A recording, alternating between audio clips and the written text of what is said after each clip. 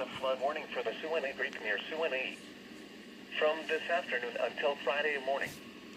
At 11 a.m. Thursday, the stage was 7.3 feet and rising. Minor flooding is forecast. Flood stage at 8 feet. Forecast to rise above flood stage by late this afternoon and continue to rise to near 8.3 feet by this evening. The river will fall below flood stage by after midnight tomorrow.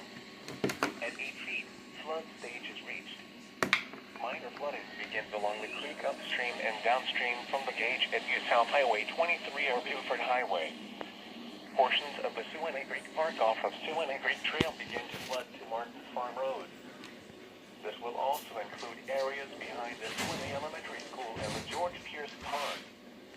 All persons with interest along the river should monitor the latest forecast and be prepared to take necessary precautions to protect life and property.